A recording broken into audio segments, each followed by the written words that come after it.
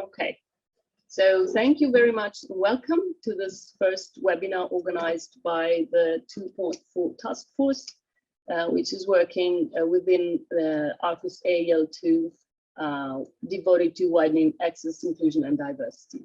The title of the webinar is Support Networks for, Challenges, Achievements, Experiences, and Best Practices of Support Networks for Inclusion across the Arqus Alliance. And it is the first part of a series of 2 webinars. The second one will take place in March 2022, and the date will be announced soon, as we had so much to say that we could not fit all speakers today and all partner universities today. So today we're featuring the universities of Graz, Lyon, Vilnius, and Padua, and with outstanding speakers. And I would like to take the occasion to thank all the speakers for their availability. And I would also like to thank the task force for all the work and the effort put into the activities. One last thing is that if anybody has questions to ask the speakers, to please write them down in the chat, so that right after the presentations are over, we can talk about them. Just very briefly, so that I don't steal time to the speakers. Today's webinar will feature 2 presentations first. So Professor Scherke from Graz University and our speakers from Vilnius University until 10:50. Then we will have a 20-minute slot for questions and open discussion. We will have a coffee break from 11:10 to 11:20 if we're good enough to keep the time to be punctual. And then we will start again with the universities of Lyon and the University of Padua. We will have another 20-minute slot for open discussion, and we will try to close the webinar by 12:30.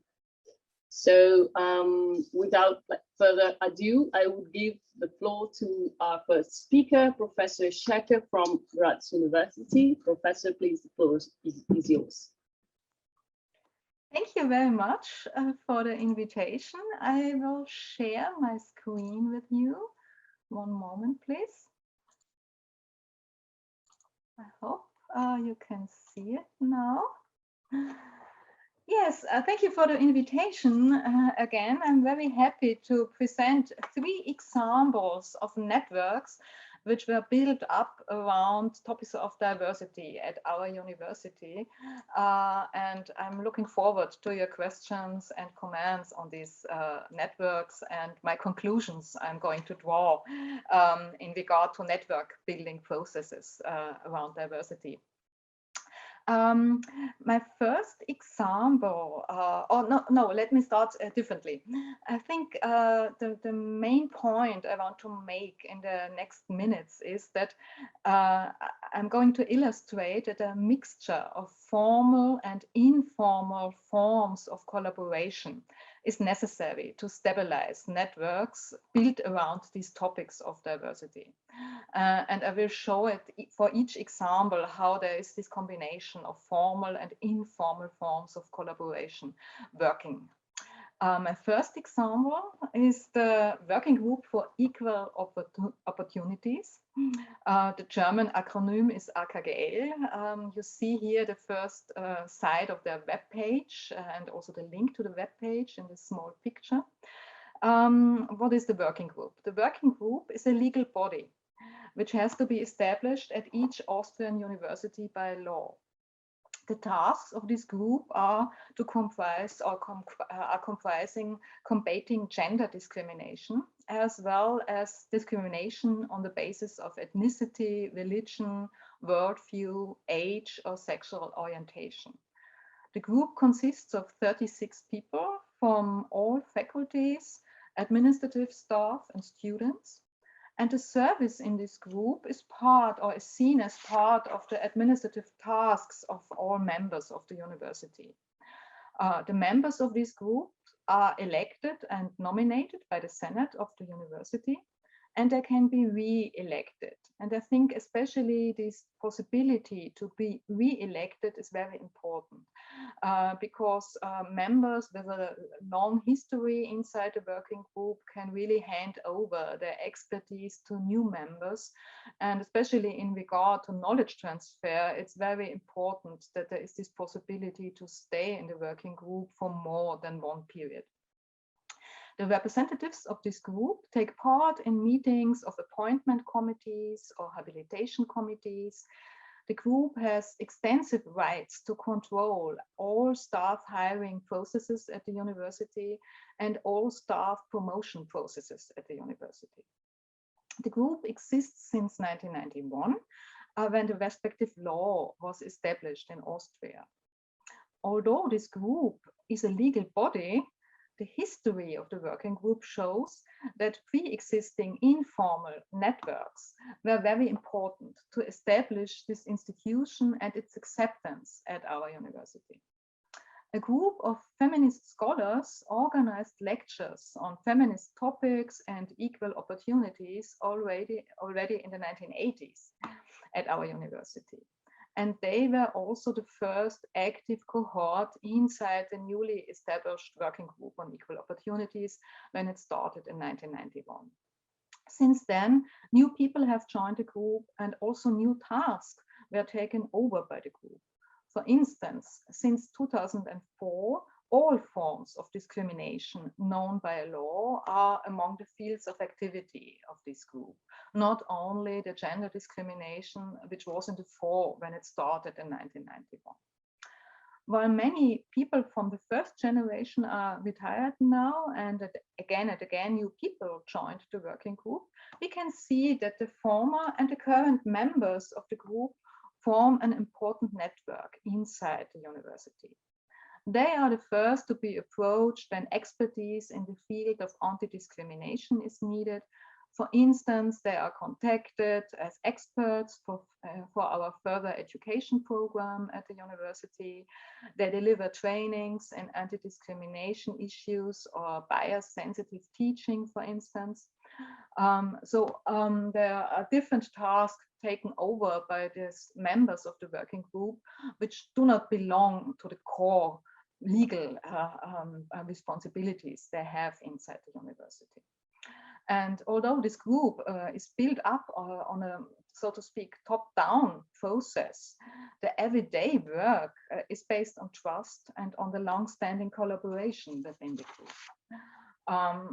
Anti-discrimination issues, and especially the control tasks of the working group, need to be handled with sensitivity, and new members often learn from their predecessors how to deal with difficult situations. And although the service in the working group is recognized as part of an administrative task at the university, it is difficult to attract new members. Again, the informal structure and the atmosphere within the group proves to be an important tool in order to find new members and to attract them for this important, but at the same time also very demanding task. Thus, I would say, especially when it comes to knowledge transfer and the stabilization of the working group, informal aspects are highly relevant, also within a formal recognized network like the working group for equal opportunities. And this mixture of formal and informal activities can also be shown for the next example, for the research network on heterogeneity and cohesion. This network exists at our university since 2009. It has been formed upon a formal request from the ministry, which asked every university to establish a small number of research networks to shape the profile of the university. And despite this formal request, which can be seen again as, so to say, a top-down initiative, there was also a bottom-up process taking place when interested people came together and collected ideas for building such a research network and were suggesting the topic and also the title to the rectorate. Researchers from all faculties are taking part in this interdisciplinary network. And this network analyzes differentiation processes of modern societies and thus also deals with questions of diversity and integration. In order to structure the work in this very complex, big topic, thematic clusters have been built, which concentrate on topics like gender, aging, migration, human rights, and so forth. And already existing groups, like the one on gender, for instance, were joined by newly built up groups, and these new groups could profit from the existing groups and their knowledge how to organize a network at the university. And also former members of the Working Group for Equal Opportunities were also active in this research network and took part in shaping the profile of this newly built network. Compared to the Working Group on Equal Opportunities, the research network is not a formally organized body within the university. And there's also only a small administrative support for this network. But due to the trust built up in previous collaborations, it has been able to sustain the network until now.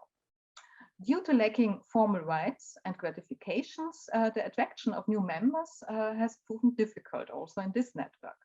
They need to be convinced about the added value of this interdisciplinary collaboration. Regular meetings and guest lectures serve as one tool to integrate interested new members. But again, here, the overlapping interests between already existing groups, like the Working Group for Equal Opportunities, and also the research of members inside this Working Group for Equal Opportunities, is important to sustain the research network, the newly built up research network, because it functions as a stabilizing process, a stabilizing factor, and also the attraction, I think, lies in the personal contacts which are built up around core persons, being active in one network and also in this newly built up network. And also these overlapping interests can be shown for the third example, the anti-bias circle. This is the youngest network I'm talking about today. It consists of representatives from different parts of our university, including staff from different administrative departments, researchers, and students. They collaborate to convert the mission statement of the university into practice. In our mission statement, we refer to different aims. For instance, to create an ideal learning, research, and working environment for all, to act along principles of anti-discrimination, equality, and equal opportunities, to remove barriers for disadvantaged groups, to show solidarity with disadvantaged groups, or to dismantle discriminatory, exclusionary, and power-maintaining mechanisms. So there's a wide variety of aspects mentioned in the mission statement of the university, and the bias circle tries to bring this to the practice, to collect all initiatives at the university who are working to realize these aims. Compared to the Working Group on Equal Opportunities, which has a legal background and has a lot of control tasks, the anti-bias circle concentrates on preventive measures. So they're producing, for instance, training videos or leaflets and other materials to inform all university members about issues connected with anti-discrimination and diversity. And again, we find a mixture of a top-down initiative coming from the rectorate in order to stabilize the mission statement and to bring it to practice at our university, and already existing networks who form the basis for the work of the anti-bias circle.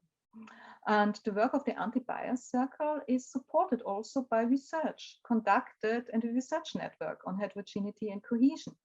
And members of this research network and also members of the Working Group for Equal Opportunities take also part in this anti-bias circle. So you see, again, here is an overlapping of persons and of interests inside this establishing of a new network in the university. I would like to conclude. But all networks, all three networks show that there is a mixture of top-down and bottom-up approaches to be found in this network building process. And we have this overlapping interest between old networks, existing networks, informal networks at the university, who then got established as an institution at the university, and who served as some kind of example or some kind of reference model for the building of new networks. There are different tasks connected with these three networks. So we have first the Working Group for Equal Opportunities, which has clear legal tasks, which is not connected to research. Of course, it is supported by research, but the tasks are clearly written down by law, and there are control tasks and supportive tasks for the university bodies. Then we have this research network, which is really focusing on research. And of course, in this way, also supporting the organizational issues of the working group and the university, but the focus is on research there. And then we have the anti-bias circle, which is much more focused on bringing to practice ideas of anti-discrimination and diversity at the university. So focusing on prevention measures and campaigns at the university to bring the knowledge to the wider audience. So the tasks are different, but of course they are all circling around topics of diversity, and they profit from each other. And my main point here I want to make is that time has been essential for building these networks, and especially for establishing working routines inside each of these networks and the collaboration inside the networks, which has a lot to do with the building of trust. The building of trust is essential when it comes to issues of anti-discrimination and also of attracting new members to work inside these networks or to take over service tasks in regard to anti-discrimination. And this is something which cannot be established just by a top-down approach. The top-down approach is necessary to give rights to these working groups or to give some administrative support, but the building up of trust, in my point of view, is really a bottom-up approach. And if a network is successful in bringing up these working routines and building of trust, then of course also the knowledge transfer to new members, to new people coming to the university who take part in these networks is possible, and also the attraction of new members, even for tasks which are not so easy to handle, like the control tasks of the Working Group for Equal Opportunities. But this time, resource, and also some kind of calmness when it comes to building of networks. They need time to establish themselves. This is really necessary, and this is my main message for today, and I'm looking forward to your experiences in regard to these network building processes. Many thanks for your attention. Thank you so much, Professor Scherke, for such a clear, interesting presentation. Very interesting point of view. It's really fascinating, this approach, this intertwining, this interaction between formal, non-formal, and top-down and bottom-up approaches, and the time factor. They are all issues which would deserve hours of discussion. I really also find very interesting the topic of the attraction of new members, especially because I do understand, and my little work experience, I know it is hard to attract new members on certain topics, especially, and the fact that you really need to identify the added value of dealing with certain things is paramount, fundamental. So thank you for such a great presentation. Thank you very much. So if you have any questions, anybody, please write them down in the chat. and we'll talk about them later. And for now, we will go on with our Vilnius team, Vilnius University team. They will talk about the collaboration between Vilnius University and the Lithuanian Library for the Blind. And the speakers will be Skaiste Grudzinskaite, sorry for my pronunciation, I hope I got it right, and Miss Buividiene and Balsitite, I hope, again, I got it right. And so please, the floor is yours. Hello everyone, and I would like to thank you for inviting us. And from the part of Vilnius University, we would like to represent a collaboration with the Lithuanian Library for the Blind. Our partner kindly accept our invitation to present their experience collaborating with Vilnius University. And you will see the two main streams of collaboration. First of all, our first speaker, Erika Buividiene, she is a deputy director in Lithuanian Library for the Blind, and she will represent the collaboration with Vilnius University Library. You will hear about the project Mobilite, and the beautiful outcomes have come out. And the second speaker will be the Lebeltite. She is a head of information resource department in Lithuanian Library for the Blind, and she will represent her experience in collaboration with the Vilnius University Community Development Department. We had a very useful training session for the staff of Vilnius University, so she will share her experience. So I would like let our partners to take a voice.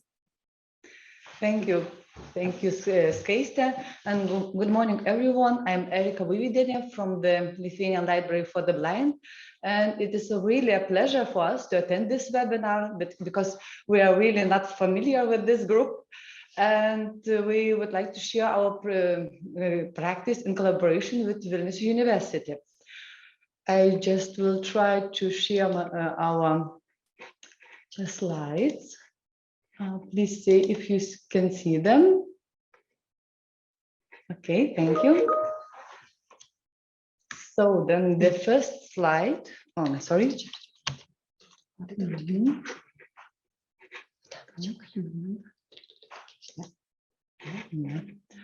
I'm sorry, we have some problems. Okay, probably now you see the second slide, yes? Thank you.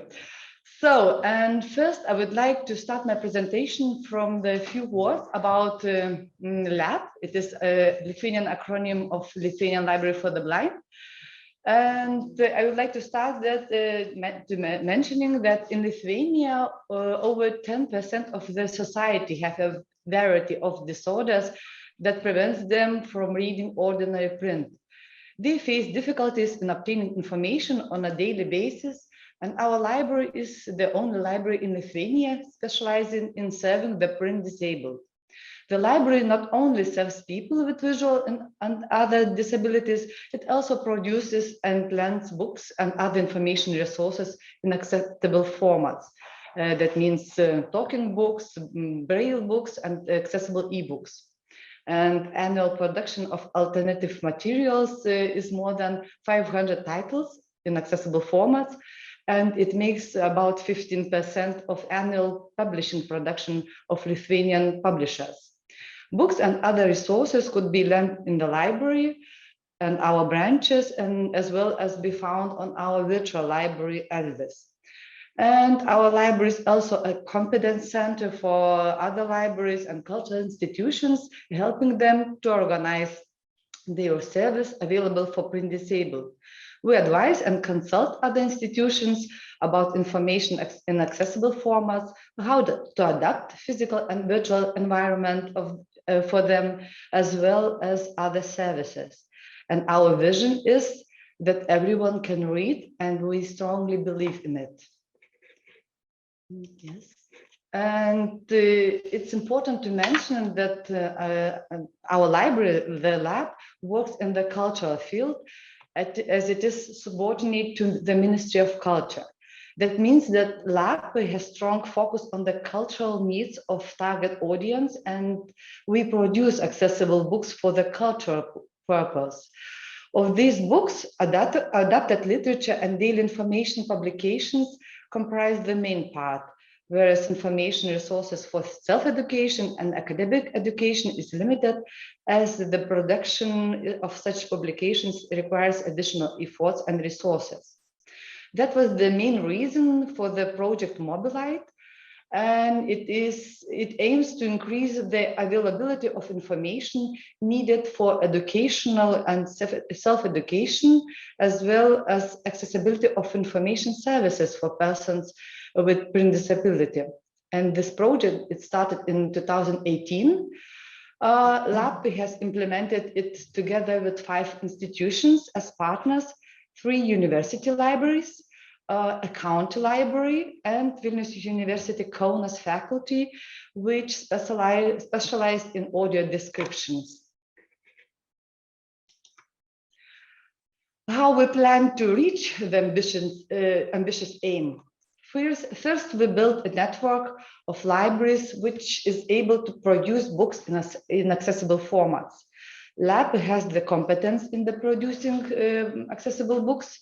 Our task was to provide partners the skills and tools needed to produce the same books. Each partner was equipped with the specialized software and technical equipment, and several trainings for partner staff had been organized. During the project, 700 publications in accessible formats were produced. That means 400 PDF titles adapted for reading using the text-to-speech, 100 DAISY, acronym of Digital Accessible Information System, and 200 audiobooks titles read by professional narrators. Each partner produces 120 titles of accessible books, and partners were also responsible for the selection of titles, which are the most needed for academic education and self-education. And it is important to mention that books in DAISY formats are the best solution for the students with visual and reading disabilities, because DAISY attempts to give them the same flexibility that readers of standard print enjoy. Navigation by chapter, section, page. Readers can read or skip footnotes, sidebars, information added specifically for users with audio version. Vilnius University Kaunas faculty used their knowledge in audio descriptions in providing the opportunity for those with visual impairments to receive the same level of engagement with images. It is very important for learning material. Every image in DAISY books, tables, graphics, schemas have a description. And the other task of the Mobilite project was to upgrade our virtual library Elvis. The system was created in 2012, almost 10 years ago, and it needed modern information research and access solutions, which were implemented.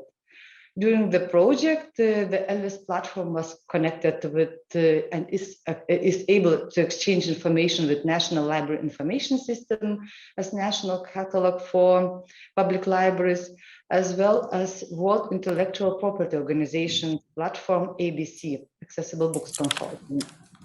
You can visit our virtual library. It is open for everyone, but the full text is available only for individuals who have qualified their print disability. And the content is completely free of charge. And you can see how our virtual library looks like and link to it. Currently, 13,600 titles of accessible books are available on Elvis. Books are in different formats, most of them in audio. Most of them are audio books, books in DAISY or accessible PDF formats, also books in digital braille. Users can listen to and read to books online, to stream them, or to download to their devices.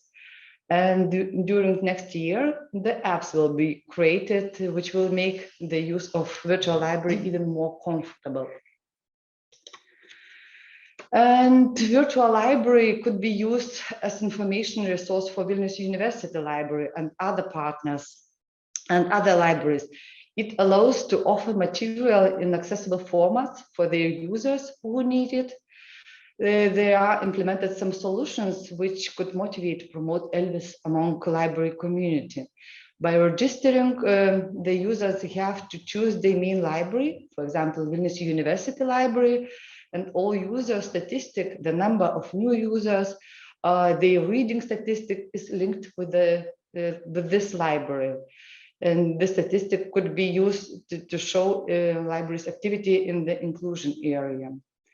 And Vilnius University Library also is provided with the statistic about the produced books in accessible formats. It's important to mention that the Vilnius University Library will continue producing publications in accessible formats even after the end of the project. A month ago, we had discussions with our colleagues from this library, and they adopted several books for the blind student, and we agreed that those books could be available on ELVIS for all people with print disabilities. So I'd like to summarize that from the national perspective, the project has strengthened and expanded the existing library infrastructure aimed at service for people with reading disabilities. And its results ensures that access to information services is delivered in the most convenient way and closer to individuals with a print disability. And our aim for the future is to create equality in terms of access to information and literature, and ensure that education is accessible to all, regardless of disability.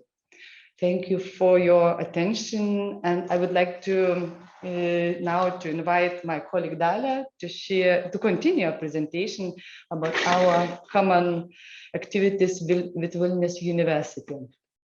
Thank you, Erika. Now I'll try to share my slides. No. I will help you. This one? Yes. Okay. Can you see them? No? Can you? I'm sorry, we don't know if you see our slides. No, we cannot see them right now. Yeah. You can? Yes. Agreed. Viskas gerai. Nėra nieko Zoom. Mes nematom. Čia tu jis per skaidrės, ar ne? Čia visai nebesimato Zoom.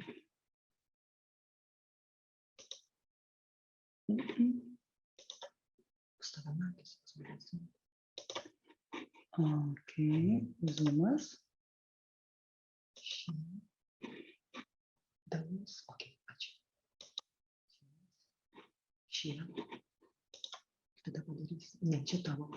I'm sorry. We have sorry, just a little bit of problems because we're using the matai tą VU presentation. Šitą? Aha, štai tai antras skaidrė. Okay. Dabar pirmiausia skaidrės. You can see your screen now. Aš vis tiek pirmas dar biškiai atgal. Dvi skaidrės atgal. Yeah, okay. Finally, I'm sorry. Terribly sorry, because we saw the slides, but we didn't see the attendees of the Zoom. So I was scared that maybe we're somewhere nowhere, but not in the Zoom. So yeah, the technical things sometimes happens, but so I would like to continue a little bit of the Erika's presentation because I'm head of information resources department. So I'm eager to show another possibility of international resources because Erika introduced our ELVIS, the updated virtual library, which is really very good looking now, very clear, very easy understanding, very accessible, and we really would like you to check how it looks like. So I will tell you a little bit about Accessible Book Consortium, which Erika mentioned it.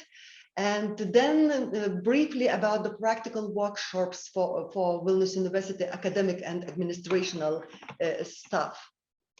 So what is the Accessible Book Consortium? So ABC in a short saying. So it's a public-private partnership led by the World Intellectual Property Organization. And the goal of that consortium is to increase the number of books worldwide in accessible formats, such as Braille, audio, e-text, large print, and to make them available for people who are blind, have low vision, or otherwise print disabled. Okay. So the Accessible Book Service, it's an online catalog that provides libraries for print disabled with the ability to search and make requests for accessible digital books. This international library-to-library service allows participating organizations to supplement their collections from their colleagues in other countries free of charge. Briefly, quick facts. Quick facts about the ABC Consortium. I should say that ABC Consortium was established to implement the Marrakesh Treaty. I'm not going deeper to the Marrakesh Treaty, but we'll say that full title of Marrakesh Treaty is the Marrakesh Treaty to facilitate access to published works for persons who are blind, visually impaired, or otherwise print disabled. So for implementation of Marrakesh Treaty, this world catalog was established, ABC catalog, and here you can find approximately 635,000 titles in the 80 languages in a really range of accessible formats. And of course, it's enlarging because the catalog is alive, you know, this, more and more titles coming to the ABC catalog. But it's important that it's a really secure automated mechanism to transfer accessible digital books across the border, what it makes it easier. And that Lithuanian Library for the Blind is authorized entity in Lithuania for exchange of ABC content. What it means, authorized entity, like in the previous slide was said, that it's library to library service. So Lithuanian Library Lab is the authorized entity to exchange the content. Thank you, Erika. So how it works and how Vilnius University library or even faculties can be the part of ABC content. The user sends the request to our LDIS, which Erika presented. Then we will download the desired publication from the ABC, and we will notify you that when the publication is available in the LDIS. We should say that Erika mentioned that we are preparing in accessible format around 50% of published material in Lithuania. So it looks not so big, but if to compare with developing countries and the content made available for print disabled around the world, so it's approximately 7% it's available, and in the developing countries, even the 1% of printed material, it's available in accessible format. So we are in a really high level with making material available for print disabled people with our 15%. It's a Scandinavian level. But why I'm mentioning this, that of course, not every book the student or faculty member would like to read in other languages will be presented in accessible format. But anyway, it's a huge opportunity to have access to their 80 languages. Another thing I wanted to share with you is the practical workshops where we had with the Vilnius University, and it was really successful. That's why I think the Vilnius University invited us to share our experience about this workshop, because we will continue in the future to have such workshops. The first one was on a topic, what is needed for blind student in information, physical and social environment.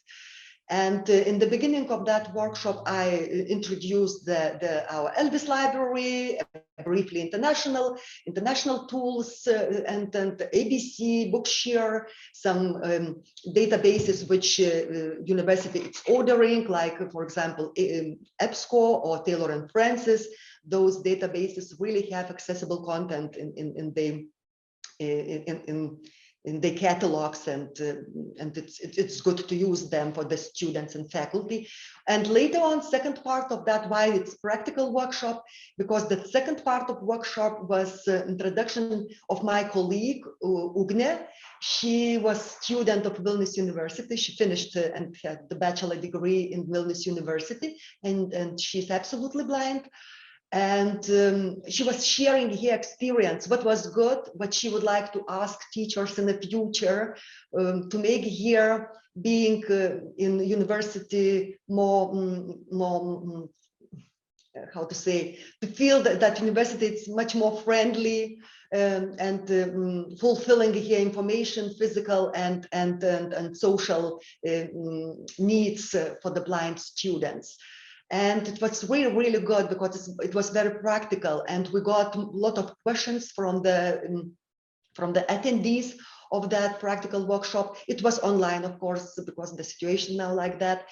But because we have the competence center, it's always open for faculty, for administrative staff of university to have the tete-a-tete, maybe some question answers. If here is the urgent topic, for example, how to fulfill needs of the blind students. We're talking now exactly about the blind students. So, but it was very good because we have figured out what topics is matter. And in the future, of course, we will have the same workshops when the need from university will come.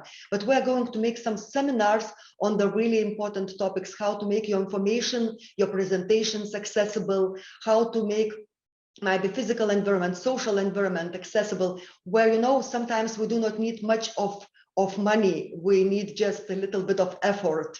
And this was very successful because the student of university who is blind shared her experience. And like here is the saying around the world, what disabled people are saying, nothing about us without us. So I think it was the good way to show what is important for blind students.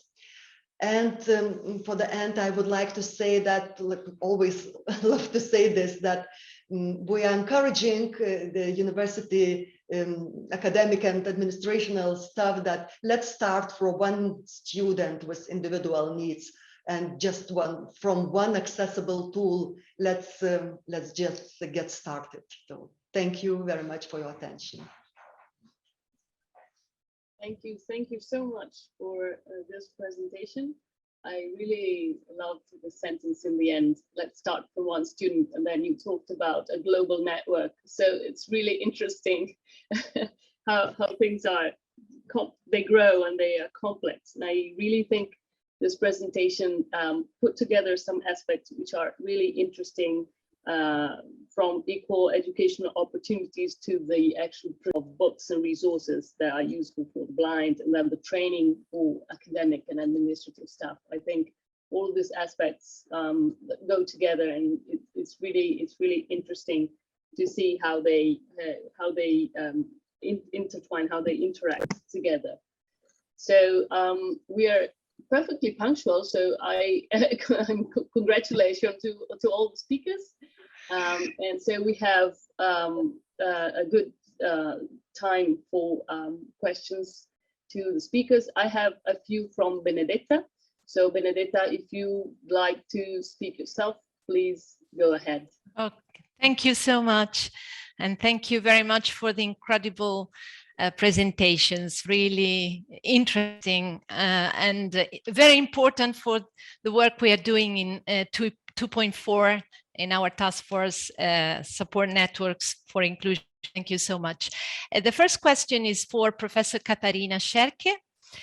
You use very meaningful words in your presentation, like trust and solidarity, which are, so to speak, general words, but at the same time, and so we use them in a kind of light way, but they are really full of meaning, and maybe we should put more attention on the way we use them and make them more frequently meaningful in our everyday practice. So you mentioned that showing solidarity to vulnerable and disadvantaged people is one of your support network's activities, so to speak. I'd like you to give us some examples of how you put this into practice, showing solidarity. Thank you. Shall I answer immediately? If you can, I don't know. Okay. Then I have another question for this second presentation. Okay. Yes, thank you for the question. Or both parts of your question. I think it's important to stress that trust is not something which should be used as a word just on the surface, but is something which has to grow, especially when you deal with needs of people, different kind of needs, and deal with complicated topics like discrimination or something like that. You need a trustful relationship also for those you are working for. And you need a trustful relationship among the group who's responsible for this work. So that's the reason why I mentioned it and wanted to bring it up again to the surface and because it's often overlooked that these kind of emotional responses are really important also in formal organizations like universities. Regarding your question for the solidarity for different groups, for instance, one measure which has been taken by the anti-bias circle was to produce videos who teach not only the students, but especially our members of our organization who are here for quite a long time, so also the professors and people who are working for the university for many years, about everyday situations in our working contact, how we easily are using stereotypes, how we have ideas about a certain person in relation to her appearance, to certain stigmata, and how this can really lead to misunderstandings and how to react differently. So really to bring up these really easy situations or these everyday situations in university life to the knowledge of people and to make them think about it. And it's easier to have these small films or situations like people having a coffee break in front of a lecture hall, for instance, and the person is asked who looks like she is part of the service sector, but of course she is the professor who is going to give the speech, and the misunderstanding was raised up because of certain stereotypes around that women, especially female persons in a certain age and a certain way of dressing, misunderstood for being a waitress or something like this. So these easy examples were taken up in the films and in order to start some reflection process to prevent people from having these pre-ideas who a person is and what task the person has to do, and to be more sensitive in regard to these processes in everyday life. So this is one example. Of course, there are different measures necessary. It's not there that that's my personal point of view.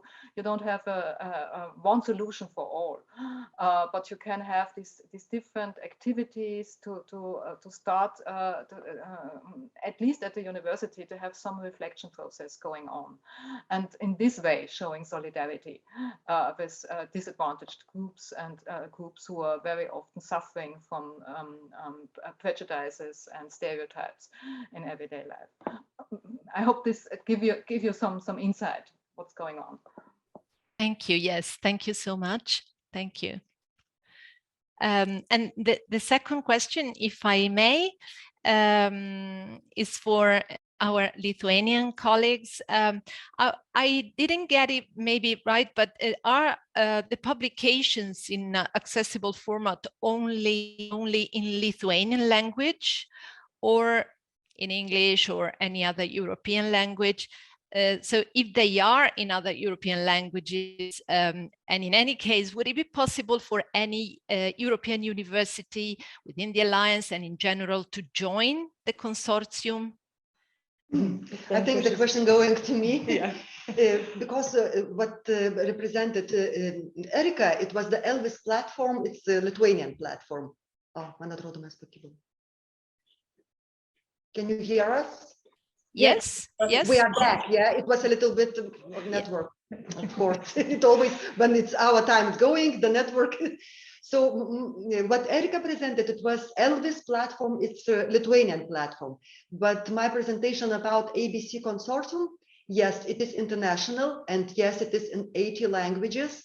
And yes, it is available for all countries who ratified Marrakesh Treaty. If we are talking about European Union countries, European Union ratified the Marrakesh Treaty. So all European Union countries have the access to the content of ABC.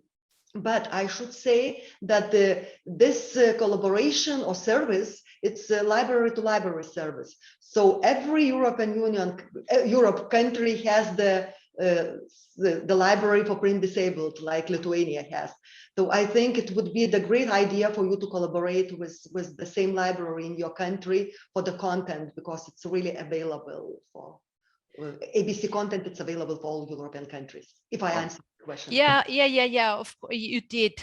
In Padua, at Padua University, we do have alternative format library within the university, and they have been working in the last I think 10, maybe 15 years to transform our university. I mean, the books which are used at university for all faculties in alternative format. And in the last few years, they have been actually trying to build up a sort of network and consortium at the Italian level. And also with some organizations actually publishing books in alternative format in the US, I think, and elsewhere.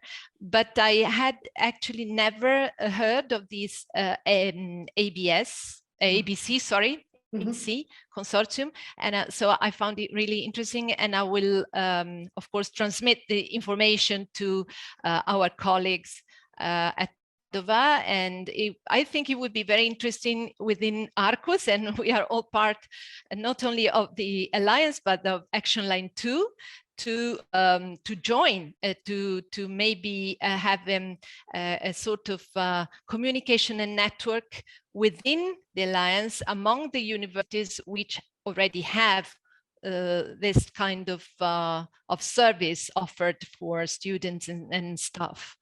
What do you think about that? I think it's a great idea. Yeah. You should do this, because of course more content for print disabled, the better. Yeah. Of course. Yeah, and I'm not sure I got it right, but how did you start, and when did you start exactly this within Vilnius University? I'm meaning this setting up of this service. When was it, and who was the person who started? I'm asking why I'm asking because some years ago we had at the Disability Dyslexia Service here at Padua University a European voluntary service volunteer from Vilnius, who's Janu Levičiūtė, who got really interested in the subject of transforming books in alternative format, because she actually also collaborated to do that. And I remember her saying, when I go back to Vilnius, I will try to implement, to create something similar. Maybe something similar was already there, I don't know. And I was wondering if you know who's the Janu Levičiūtė. No. I'm terribly you don't. sorry, no, we already wrote down here Yeah. surname because we are working with dyslexic children mostly. And when we had the workshop in Vilnius University, I heard that Vilnius University, they have such students. And as we know, for dyslexic students, it's absolutely difficult because many of them in our country, it's not diagnosed, and they sometimes they must to quit the study, because the more and more of reading material is coming when you are studying. So this is interesting for us as well. But the question was the collaboration of Vilnius University with the library and possibility to get the content for library. You know, I think that Erika could answer that it's deeper, it's going with the Mobilite project. Probably it started in 2014 when we planned this project. It was only in the plan, it was in the plans, but we implemented it only since 2018 because of we get only in finance, European funding for this project. So it took 3 or 4 years till we could started this. So, and the idea was, it is not a new idea, and we have it. Yeah, and we are very happy, like Erika told, that Vilnius University is not stopping, even the project is finished. They are going to prepare the material in the accessible format. We should say that it's really difficult way, and it's take long time to make the course book, textbooks accessible for all print disabled people. But we are happy that the Vilnius University is continuing. They will continue, and we're happy that they will share this accessible books in accessible formats, what they produce, they will share with Elvis. That means that other students from other universities, they could use the same material, accessible material, and yes, it is advantage for them. Yes. And that's very good that Vilnius University has the faculty of audiovisual description. We have really good relationship with that faculty, because all images needs to be described in the audio format. It's important for accessible formats. If I may add one more thing. Recently, we have been contacted by another university in Milan, where there are experts on accessibility and accessible formats. And what they are proposing is that really starting from the libraries, which were the first places where this issue of the accessible formats actually began, we could actually act as promoters of accessibility and inclusive teaching tout court. In a more general sense. And so from these libraries expertise, the experts could go out and propose training for academic and non-academic staff on accessibility and on accessible materials for teaching as well, not only just for studying, but stepping forward and going towards teaching, inclusive teaching. So I think it would be excellent if all these realities and services could join, even a few of them within the Alliance, for the next Arqus proposal to actually put into practice some sort of training, very incomplete training for academic staff and non-academic staff about the issue. Yes, agree. We absolutely agree, and happy to hear this. Okay, thank you. Thank you. Thank you so much. Thank you for the questions, and thank you for the answers, of course. Are there any other questions? Anybody who would like to ask something to our speakers? Yes, please, Professor Masha, please go ahead. Good morning. I have a question for Erika, Ms. Erika and Mrs. Geist. With regard to disability, how much your programs is also based on the Convention on the Rights of Persons with Disabilities? So in particular, how you concretely implement through your programs Article 5, Paragraph 3 of the Convention, which state in order to promote equality equality and eliminate discrimination, state parties shall take all appropriate steps to ensure that reasonable accommodation is provided. What do you think about these norms? So maybe I could start and to see our experience. Vilnius University have me as one person, disability affair coordinator. So I'm meeting with students and trying to understand what they knew, what they already knew about their accessible format, how they use everything. And then I try to prepare recommendation for the faculty. And the faculty of the students' faculty provide the prepared document, so-called individual plan individualization for the special needs. And this plan reach the lecturers and professors of the student. And they try, lecturers try to adapt the study program for the student who are blind or visually impaired. So, and then these practical sessions coming out, because we need to do and to know deeply how it's working, but because at the beginning it's not very clear. So how students who are blind study, how we can help them, what kind of format we have to send them, how we do this. So this practical session was about the practical way to look at the studies in general. So it's working in Vilnius University. So we don't have as Padua the whole department. It's just me and our volunteering work.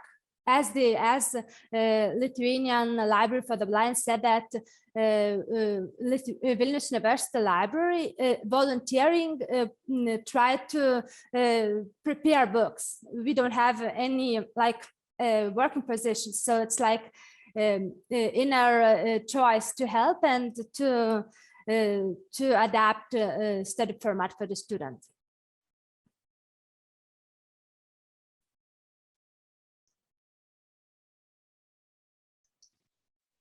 Thank you, Ms. Thank you for your answer. Would you like to add anything from the Vilnius team, or are you okay? Thank you. Oh, probably not. Okay. We don't know what to say more. So, of course, our library works in the light of this convention, and we'll really try to help other institutions, for example, especially library, to help people who have different disabilities, just to get information. And I don't know. Maybe yeah, so I think that Skaiste told everything, but how we are working in the beginning, those practical sessions. Later on, we figure it out what it's needed for the faculty and for administration to go deeper in some kind of theoretical seminars, how to make your content accessible, because we're not only about books talking, we're talking about for example, slides, how they're preparing PowerPoint, how to make them accessible, how to make your tests accessible for print disabled. We're talking mostly about information for print disabled, because here is maybe sometimes the gap. But not only blind people, that means all people with dyslexia, with other physical issues. So thank you. Thank you. Are there any other questions? I would like to ask a little thing, if I may. I think there's an aspect that came out from both presentations that we had from Professor Schecker and from the Vilnius team, and it's about informal networks and volunteers.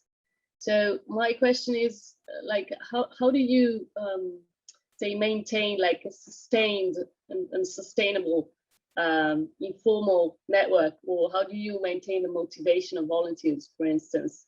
Because like in my small experience, I know that usually volunteers are much more motivated than people who are maybe forced by law or by their working position to do something. But on the other hand, of course, their commitment might change, or you have no certainty about, you know, their work going on So how do you keep these networks stable? I'm really curious.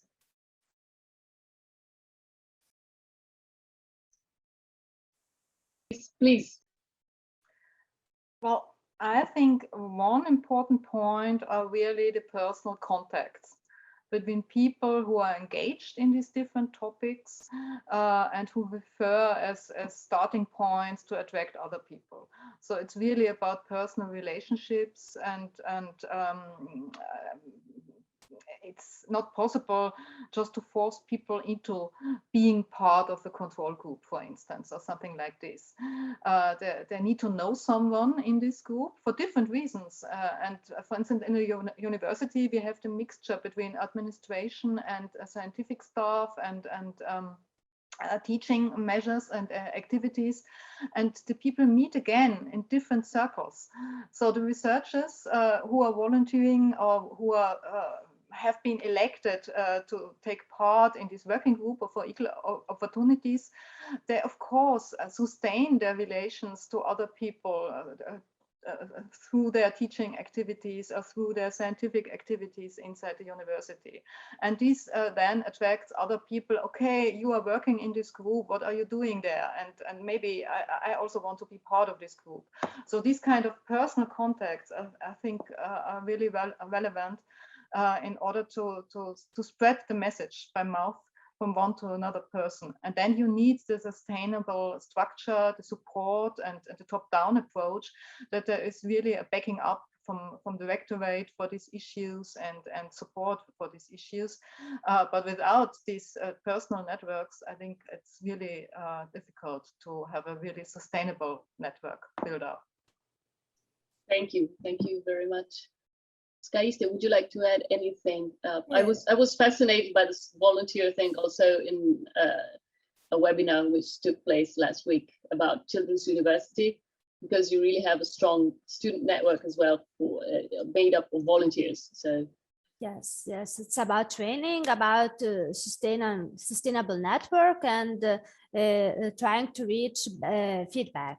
It's let's to keep a circle around. I think in general is like this. Thank you for answering. I don't know if there are any other questions. If we are okay like this, I would say we would take a 10 minutes coffee break. So we will see, I see that it's 11:12, we can meet at 11:22 and have a nice coffee, everybody. We'll see you in 10 minutes. Thank you. Minutes before everyone comes back.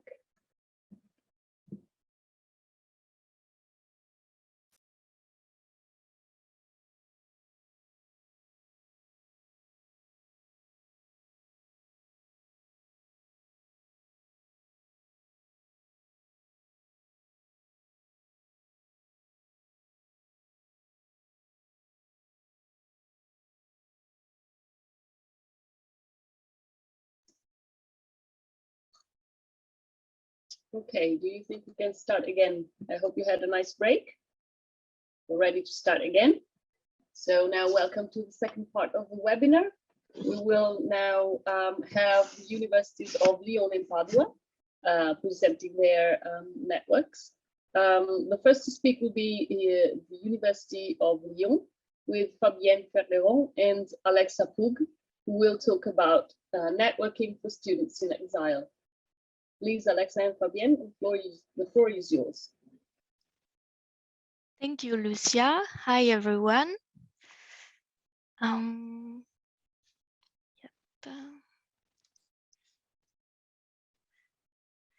Can everyone see our PowerPoint? Yes, perfectly. Perfect. So I will start by making a quick introduction to present you our programs for refugees and asylum seekers. Since 2 years, University Jean Moulin Lyon 3 proposes a DU Passerelle, that means Gateway University Diploma, for students in exile. The objective of the Gateway UD is to give refugees and asylum seekers the tools to integrate a university program and complete their studies. The program proposes mainly courses in French foreign language and writing methodology, but also introduction to French culture, computer science, and also some other complementary courses such as management, law, or English.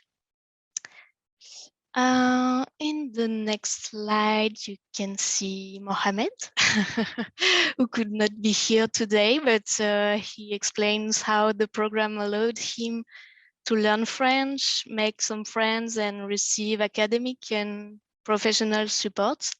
He was with us last year. This year, a second university diploma gateway has been created for beginners. So in the next slide, you can see, with 15 students, as well as a program for a successful professional integration, also for students in exile, with 16 students.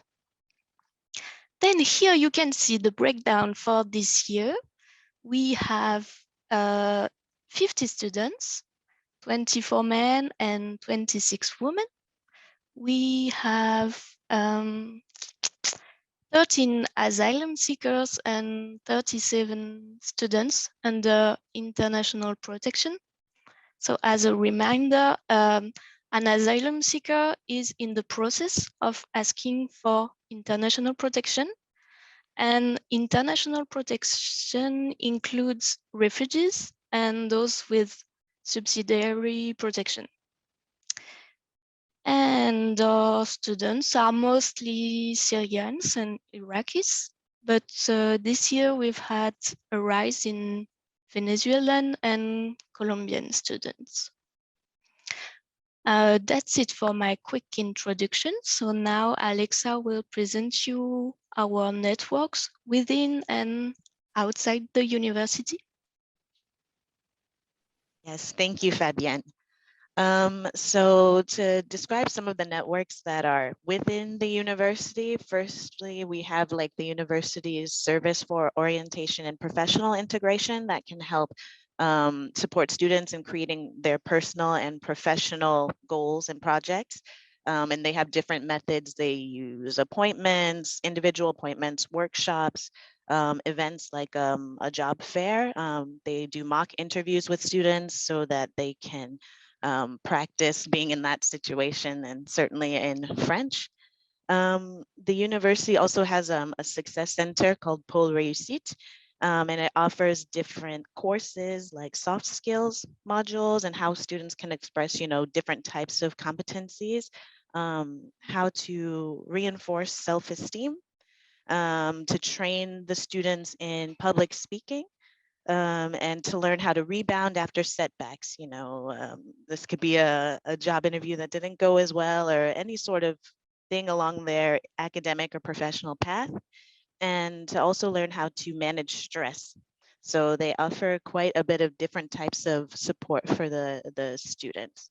We also have university social workers, so they help the students integrate into Lyon's student life, so they can help with, administrative things like housing and scholarship applications and just general social work support. And then finally, we have the university personnel and student peers.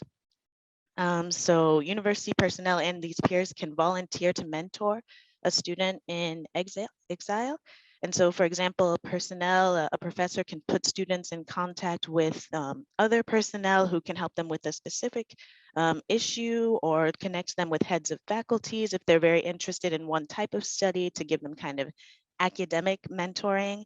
They can put them in contact with different departments, services, depending on the student's needs, goals, and interests. And then as for the student peers, this depends on, what the students want to do and what their interests are, but it can be getting a coffee, doing campus visits, doing cultural or athletic activities with the students. And so these are what we have in the university working to help welcome these students. As for the network outside of the university, we have clinical psychologists that are experienced in intercultural questions and competencies. They, for example, will moderate listening and exchange workshops, but also provide, individual one-on-one support for the students. There are also many associations that are part of the network because they provide social support, housing support, legal assistance, how to submit a dossier to the prefecture. There are lots of different types of skills that the students can train in. And some of the associations that we work with are also running workshops. So for example, we pay special attention to gender equality and gender parity. And so there might be a workshop moderated by an association that works specifically on professional integration for migrant women. That's just an example.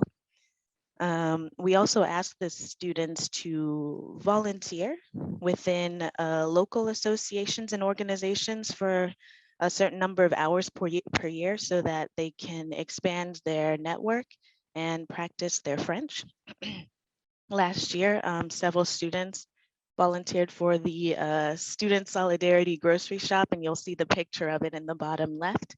And this shop was actually kind of created during the COVID crisis because there were a lot of students in difficulty, loss of student jobs, loss of certain support systems that they would have had in a normal year. And so this grocery shop, provided food and hygiene products to students at no cost. And so some of the students participating in this, in these programs also volunteered for this association, just to give an example. And now I think we'll focus on one network in particular outside of the university, and I will let Fabienne present this one. Thank you, Alexa. So Leontroy University is part of the Migrants in Higher Education network. This network is a group of French higher education institutions that are willing to welcome and support students in exile.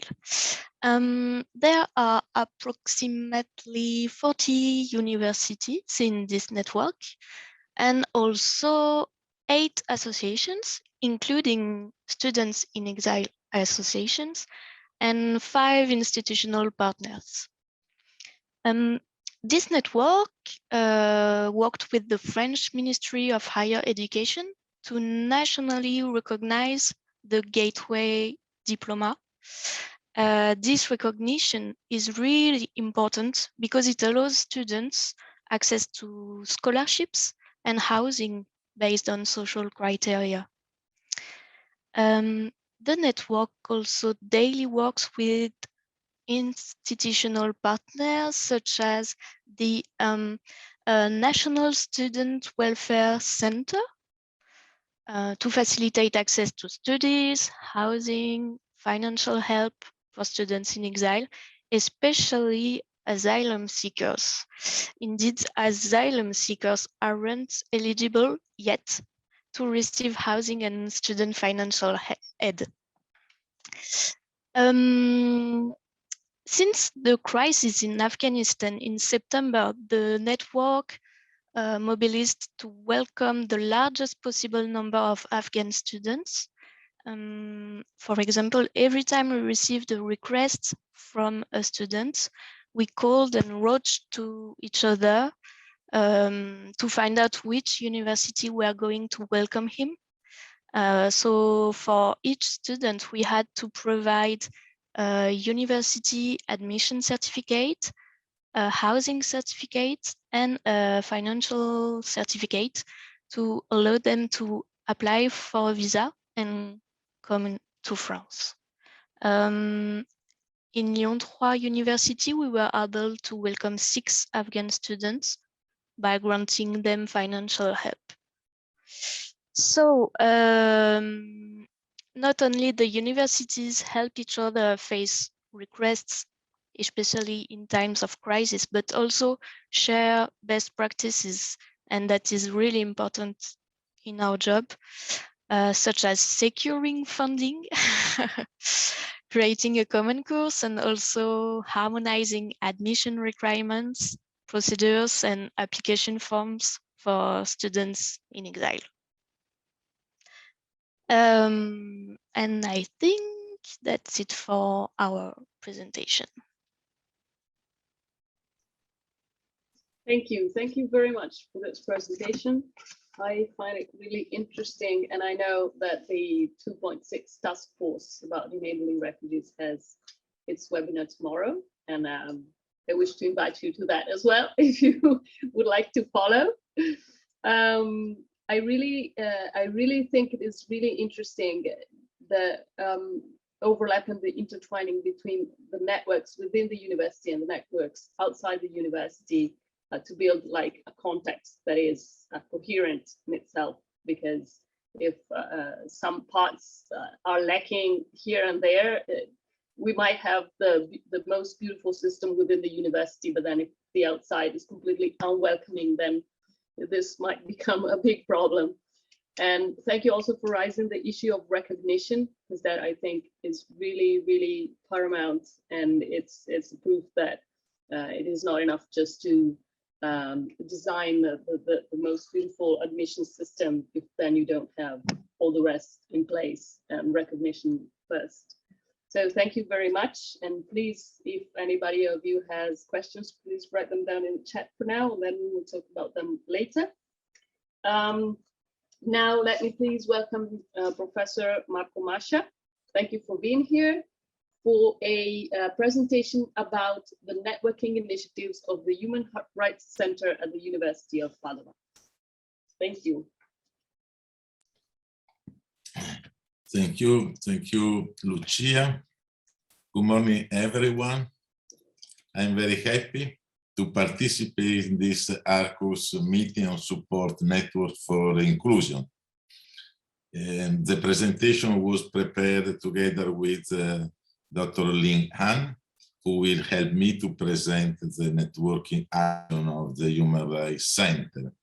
Lyon is a postdoctoral fellow at the Human Rights Center. Let me say just a few words about the Human Rights Center. It was established inside the University of Padua in 1982 as a laboratory of research and postgraduate education and training in the multidisciplinary field of human rights.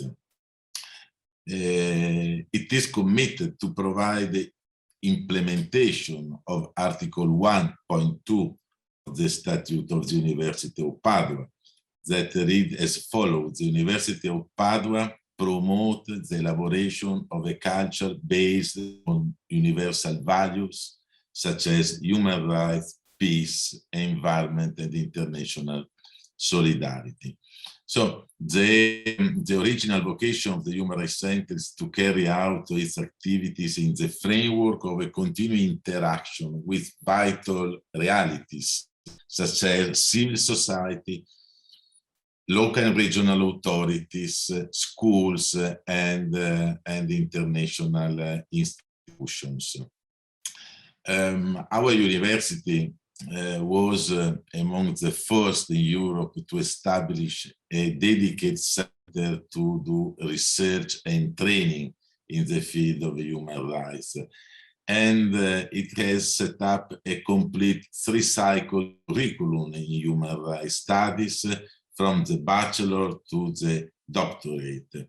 The bachelor course in political science, international relations, and human rights is complemented by a master degree program in human rights and multi-level governance. The master degree attracts students from all parts of Italy and from a range of European and non-European countries. Recently, also a joint international PhD program in human rights, society, and multi-level governance has been launched. So, moreover, almost 25 years ago, the Human Rights Center of the University of Padua, along with a few other European universities and the support of the European Commission, started the European Master Program Human Rights and Democratization, the cornerstone of the Venice-based global campus of human rights masters, a major project of the European Union, now involving 40 universities in Europe and 60 universities in many other countries. All these programs have a strong policy and action-oriented approach, where research and lecturing activity reflect the transnational and transcultural dimension of human rights studies.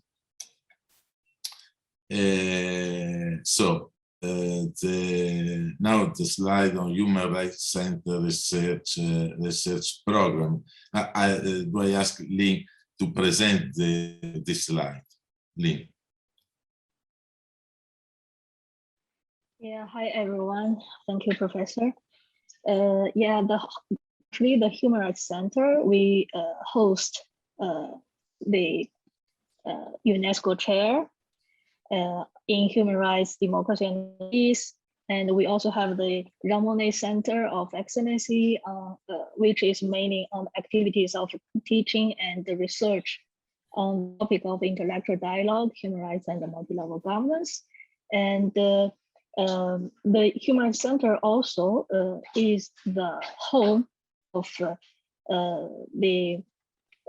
the research scientific journal, the quarterly piece, Human Rights, and the most important one is an Italian yearbook of human rights, which is also presented to the authority, the Italian authority, on the human rights implementations and the achievements, and also the challenges that still need to be met within Italy. And regarding the research, maybe Professor can develop this topic better. I also forgot, the Human Rights Center also hosts the Peace Human Rights Archives, which is supported by the region of Veneto. So it is a website including the documentations, articles, the policy papers related to human rights, not only at local level, but also at international level. The Human Rights Center actually carries a lot of research activities on different topics, since the human rights per se is intersectional, multidisciplinary approach, study research. So we have international law on human rights, international criminal law, and humanitarian law, the rights of children, rights of women, and we have a strong research background on trafficking persons, children actually, yeah, international democracy, internationalization of democracy, and European studies. Yeah, Professor. Thank you, Lynn. Just a few words on the Italian yearbook of human rights. The yearbook is a annual publication containing a comprehensive survey of how the Italian institutions are carrying out the dialogue with the international and the European supervisor institutions. In other words, the Italian yearbook offers an up-to-date overview of the measures Italy has taken to adapt his legislation policies to international human rights law and to comply with commitments voluntarily assumed by the Italian government at the international level on the subject of of fundamental rights. So in slide 5, we can see our partners of cooperation that include national and local authorities and institutions, international and regional organizations, non-governmental organizations, other higher education institutions, research centers, as well as local schools. Very often the cooperation is multi-level, is multilateral and multi-level. And in the slide 6, we present summary the network with schools. I underline that since the beginning, the Padua Human Rights Center organized courses on human rights, peace, and intercultural dialogue for secondary school teachers in cooperation with the UNESCO Chair, Human Rights, Democracy and Peace, the Ministry of Education, the Regional Directorate of the Italian Ministry of Education, the region of Veneto, and civil society, local civil society organizations.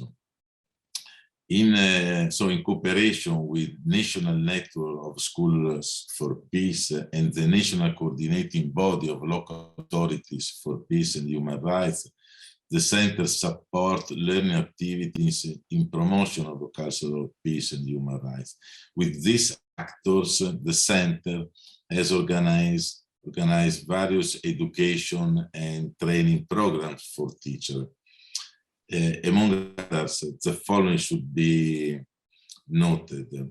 The first one, teaching human rights in a 50-hour online training course, MOOC, on human rights for school teachers of all levels. In the school year 2019 and 2020, we have raised the awareness of several teachers and professionals on the importance of the culture of human rights by introducing the knowledge and understanding of the meaning, values, norms, and principles of human rights and the mechanism for their protection. Another program was the national program Citizenship and Constitution, launched in 2002 with 2 parts: education to citizens, to citizenship and solidarity, culture of human rights, and European citizenship education. It was involved 5,000 schools throughout Italy and more than 10,000 teachers. The program was realized, of course, in cooperation with the Ministry of Education, the National Institute for Documentation, Innovation and Educational Research, the Veneto Regional School Office, and also with the support of the region of Veneto. And the last example is the National Program of Civic Education, Global Citizens Education for schools of all levels, I Care. We realized 3 editions. Is a program to educate, to care for oneself, others, the community, and planet. The program put the school at the service of the community and promote the construction of the territorial education pact at the time of COVID-19. At the regional and local level, in order to support training activity on human rights and peace for students and teachers in school of all levels in the territory, the center has signed memorandum of understanding and cooperation agreement with the regional school office for Veneto and with many individual schools. Another important network is the network with the local authority. Since the beginning, the Padua Human Rights Center collaborated with the local authorities. But Now I ask to Lynn to present this slide. Hello, me again. So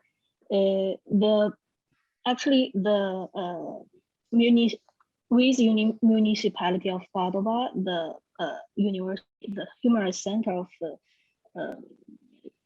of the University of Padua has reached a series, actually 2 or 3 agreements.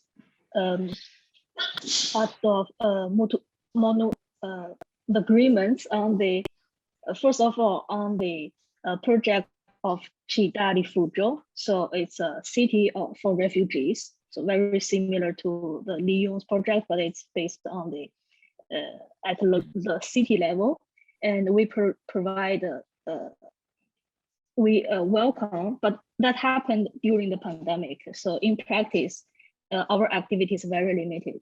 But the idea is to join the network of shelter cities, and the national coordinating body for local authorities of peace and human rights is another authority that that help us to how to say, to build is one part of our network where we have the cooperation, with which we have cooperation. And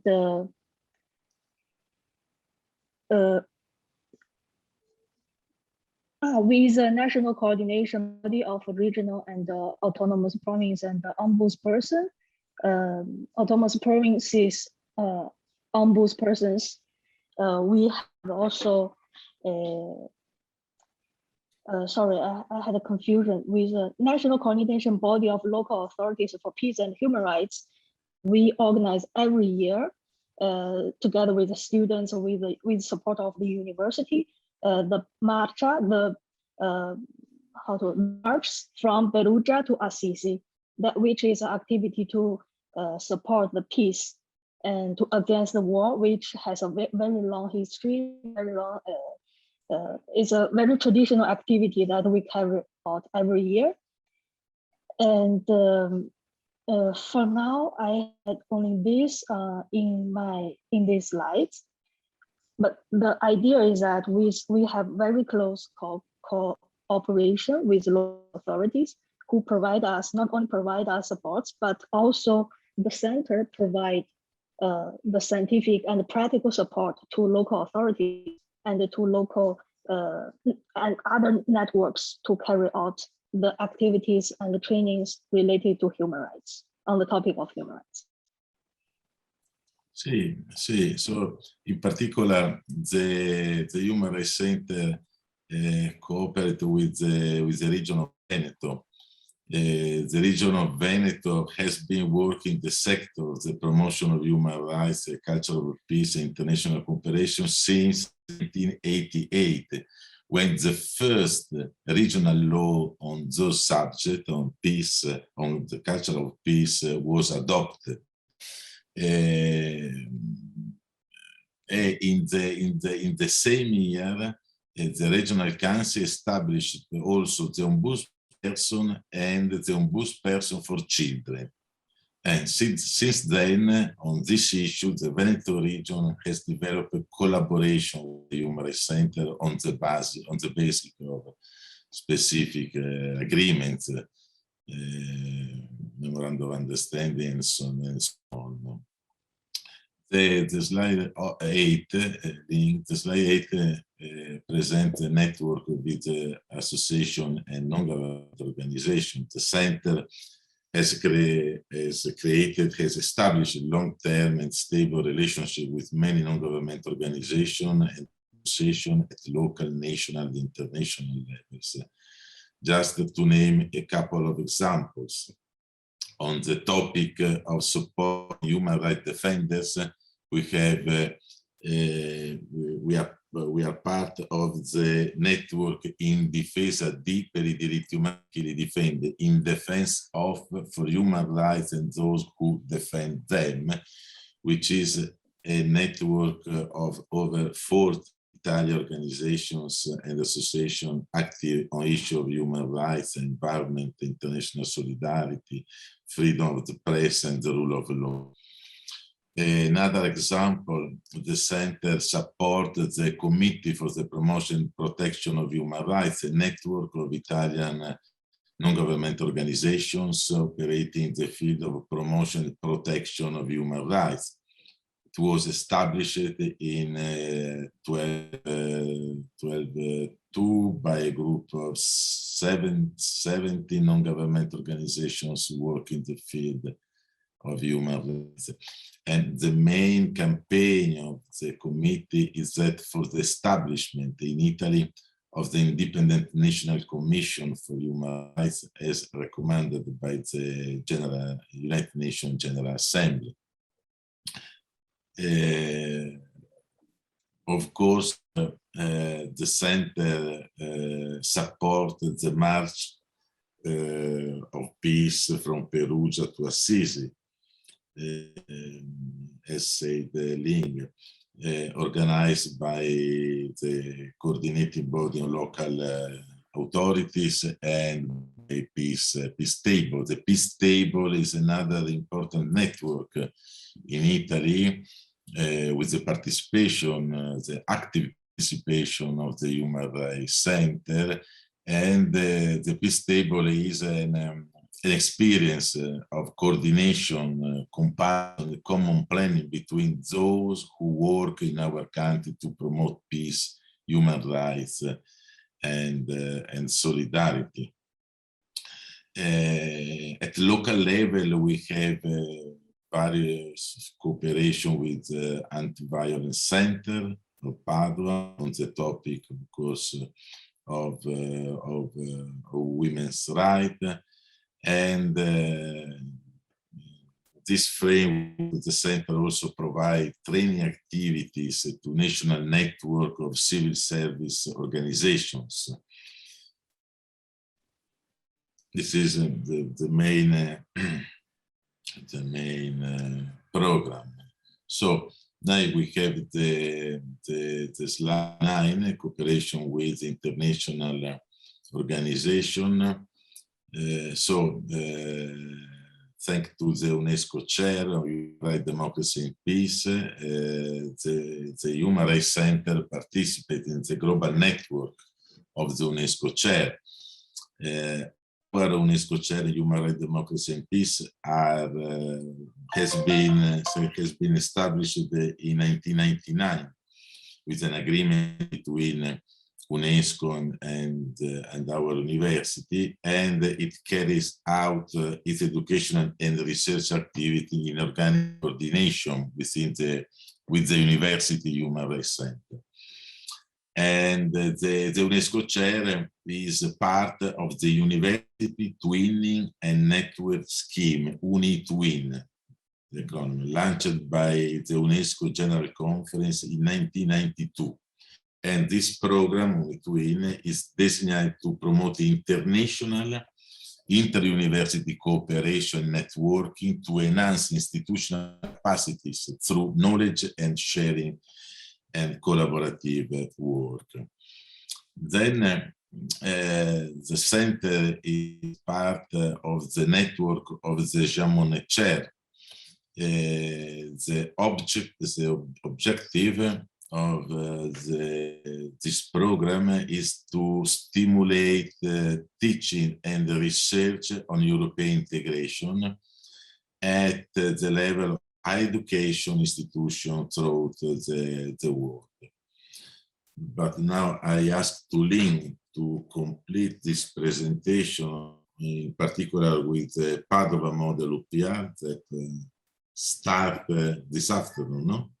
Yeah, actually, after an hour, we will have the Padua model UPR, which is supported by the United Nations Office of High Commissioner for Human Rights.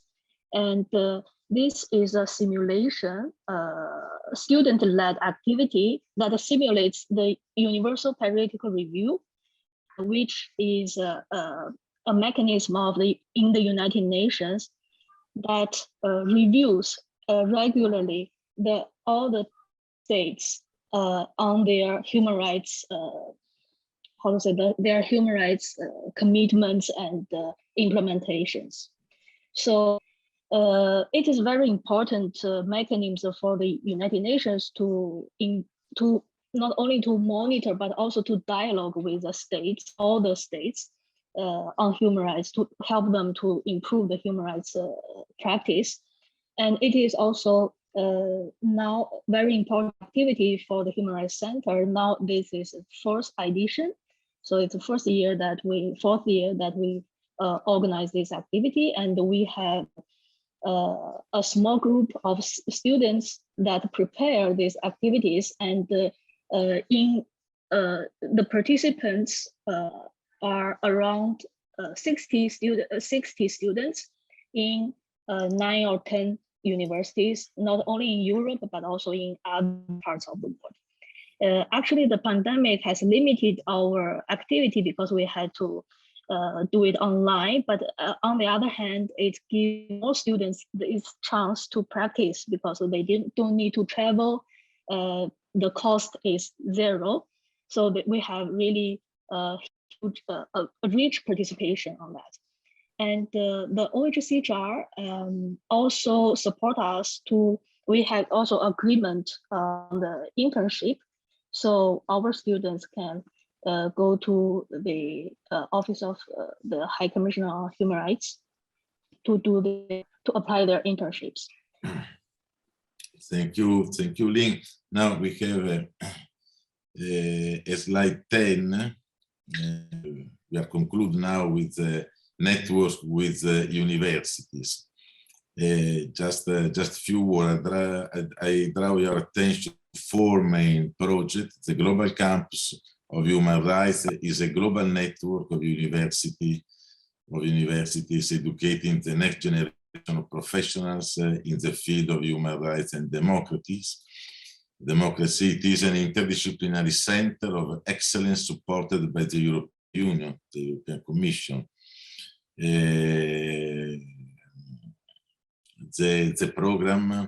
This program, which today brings together over 100 universities from all over the world, was promoted by the Human Rights Center of the University of Padua in 1988, 50th anniversary of the Universal Declaration of Human Rights. Another network is the Accession of Human Rights Institute, that consists of 75 member institutions that carry out research and education in the field of human rights across every continent. The objective of the Association of Human Rights Institute is to promote research, education, and discussion in the field of human rights. Every year, the association organizes an international conference on the operation of the Assembly of the members. Another example is the Network of University for Peace. The Italian Network of University of Peace is a network of Italian University promoted by the Conference of Rectors of Italian University. It is joined by the universities that inspire their action to the fundamental principle of the Constitution, Italian Constitution, the Charter of the United Nations, the founding treaties of the European Union, the Organization for Security and Cooperation in Europe, and the Council of Europe. This network promotes inside and outside the university community a reflection on the social responsibility of all disciplines and attention to the construction and consolidation of peace by peaceful means as a constitutive vocation of the academy and as a pivot of research, teaching, and teaching. And the last example is the International Joint PhD program. As you know, is a three-year interdisciplinary joint academic program managed by 4 universities, Western Sydney in Australia, Zagreb in Croatia, Nicosia in Cyprus, and Padua in Italy, and the program is coordinated by the University of Padua. The program include teaching, research, and training in the area of human rights studies, covering the various legal, political, social, philosophical, and economic approaches and methodologies in different geographical areas. Thank you for your attention. Thank you very much, Professor Masha. Thank you, Lynn, for your intervention. And thank you, of course, to the Lyon team, Fabienne and Alexa. So I would like just to highlight, there will be many things to say. I would just like to highlight a couple that came to my mind while listening to this last presentation. The fact that it's indeed a best practice for a university to be in so many networks at different scales, so very local and global at the same time. And I think in terms of the local collaboration, it's something that really brings richness and knowledge to the local context, and not only in terms of the issue itself of human rights, but also in terms of institutional learning, in terms of how networks are created and sustained over time. So I think it's really interesting. And the second aspect I really liked about the presentation is the interaction with schools and with all the school offices in Padua, in the Veneto region, and in Italy, and with teachers. I mean, I'm a mother of two, and I really see this approach working. I mean, because children really react very well to any stimuli that is being given to them in this regard. So really, thank you for this. I already have a few questions booked for our first speakers first. So for Alexa and Fabienne. The first question is Kaiste, I think. Kaiste? Please go on. Please say it yourself. Yes, so it's about working language. Because it looks quite challenging as you're speaking about the student from this time. So maybe you can explain more about how it's worked in practical. So about the working language, is that it? Yes. Yeah. It's really difficult because our working language is French. In France, not everyone speaks fluent English, as you can hear with my terrible French accent. So if students want to live in France, they will have no other choice than learning French. When an asylum seeker obtains the refugee status in France, he receives French courses from the government. So most of the time when they come into the university, they will have a beginner's level in French, sorry. So we work from that to obtain a fluent level in French, but of course, sometimes we have to speak English, but not every students are speaking English either. So sometimes it's some words of Arabic, or but we always make it work out. Okay, thank you. I think the second question was Stephanie's. Stephanie, if you want to go on and ask it to our speakers, and then it will be Benedetta's turn. Yeah, I would like to know from Fabienne and Alexa how it works with the Afghani students. If you said, Fabienne, that more and more Afghani students are now applying for support. Are the students who are already living in France, or are these students who want to have, or who are looking for a study place in France, but they're still, let's say, kind of trapped in Afghanistan and there is no way out, and how you are there any programs in France that supports especially Afghani students with the visa, the application for visa, for financing, for housing, those kind of things?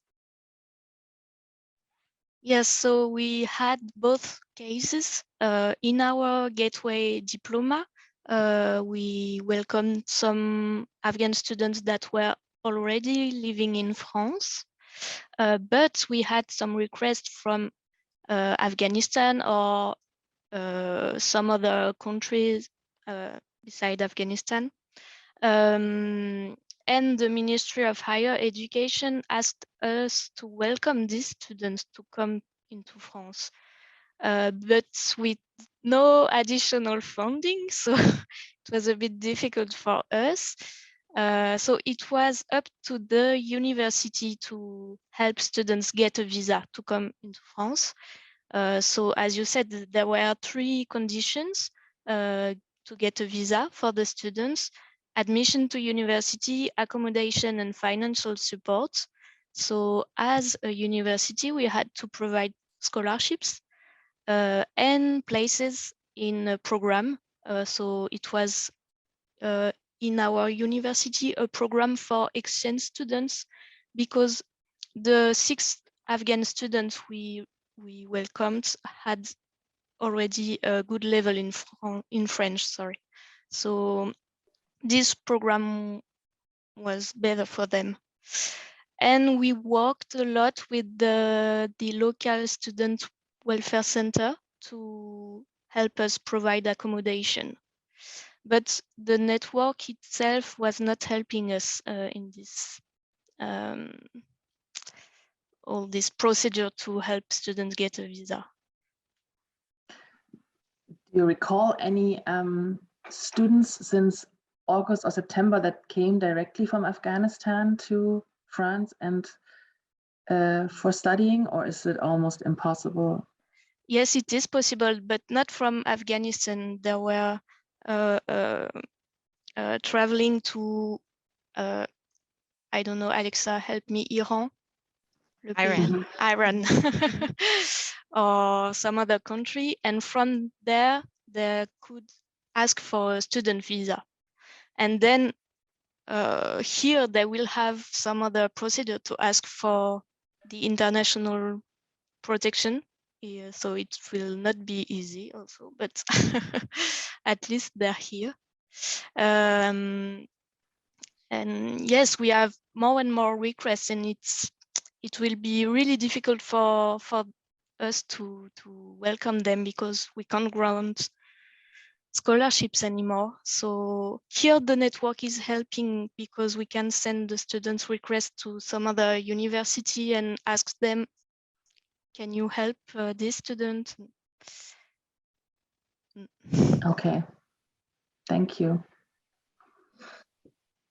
Benedetta, I think you had a question as well.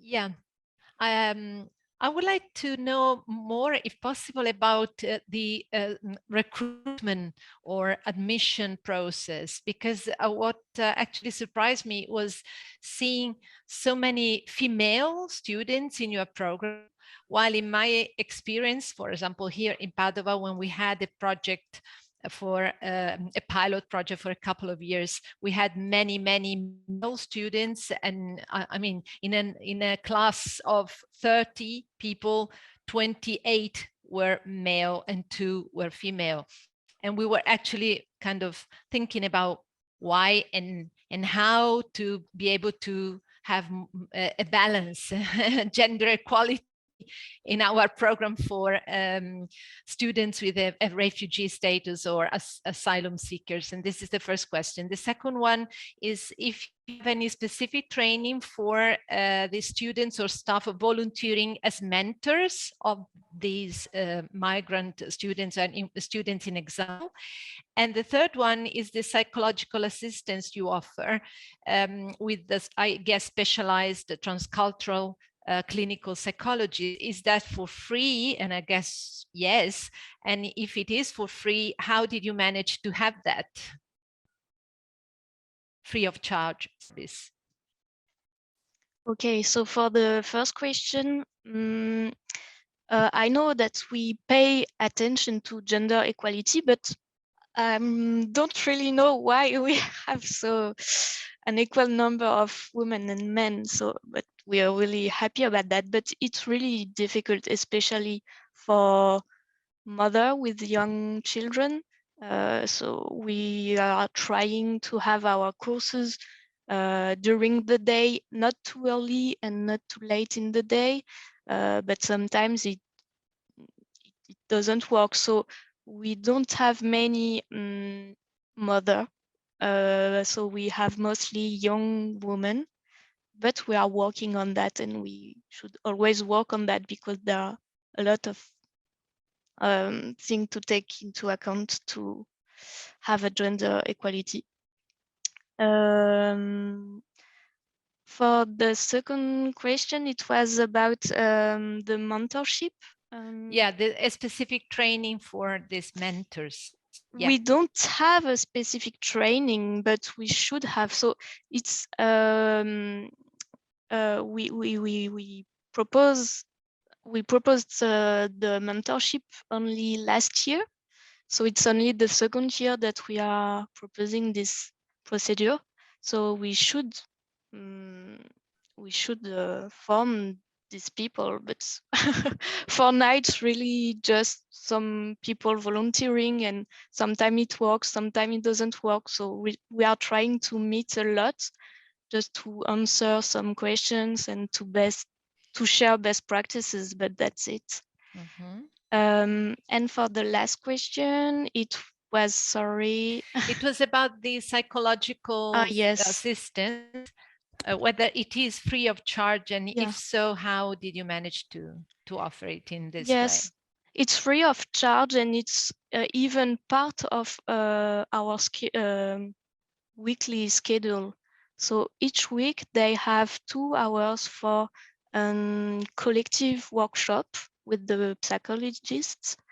And also each week they can have a 2 hours meeting, individual meeting with the psychologist.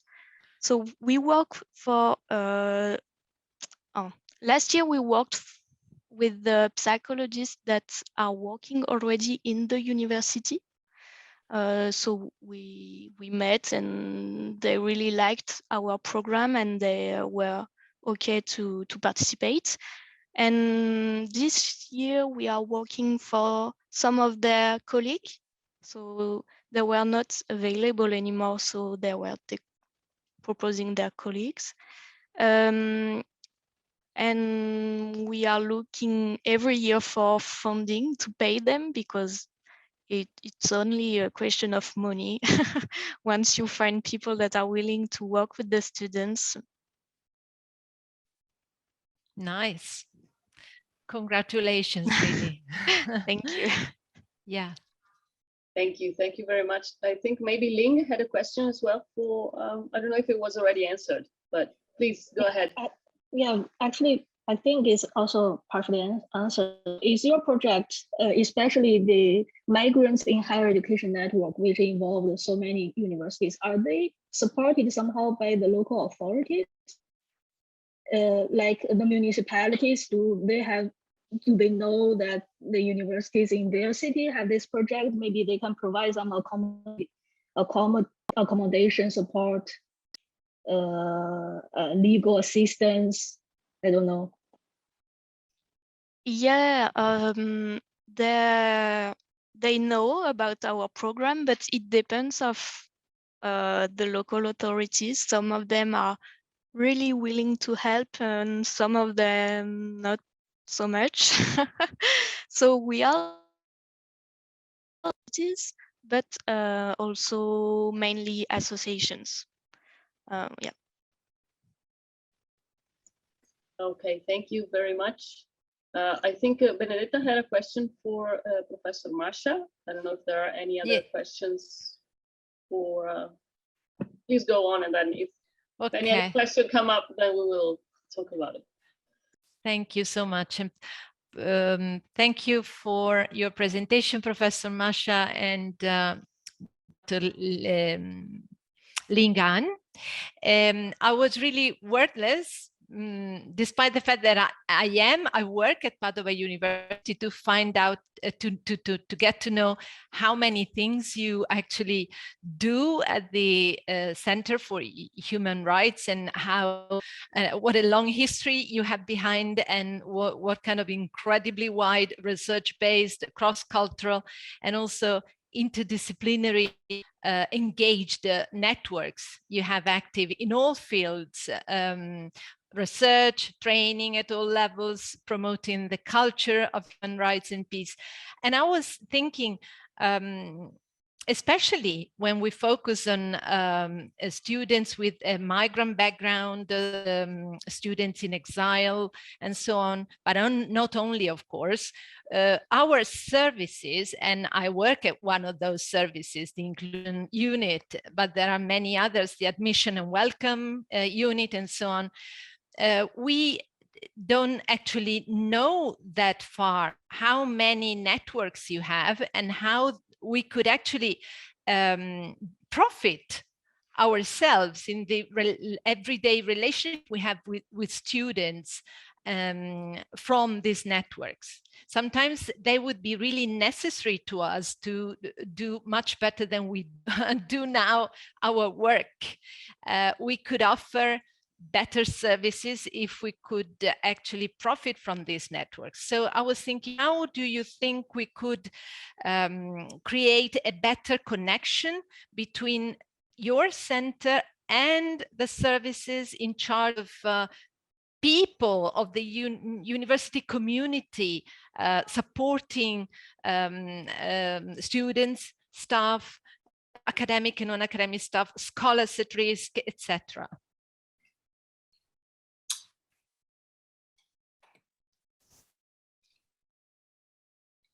Lynn. Yeah.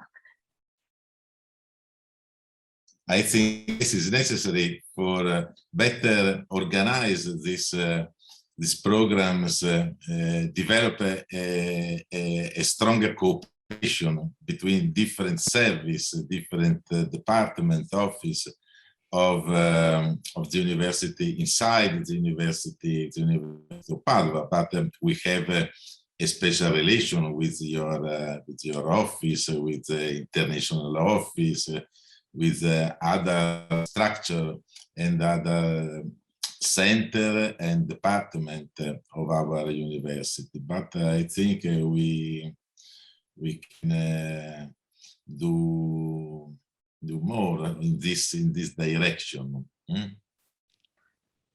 Yeah. What do you think? Yes, I think, if I may, I actually didn't know what's your cooperation happening now, but as what I imagine, maybe in the projects always involve one or two staff from Human Rights Center when there's a new project dealing with asylum seeker students, etc. And also take human-centered approach.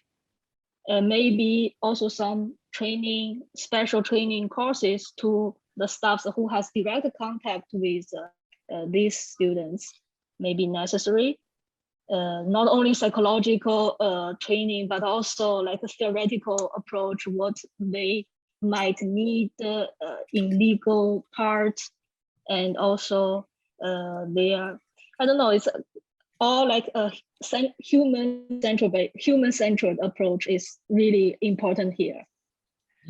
Yeah. But an excellent experience in this direction in the general course on inclusion and human rights, no, that started, I don't know, about 5 or 6 years ago with Professor Laura Nota.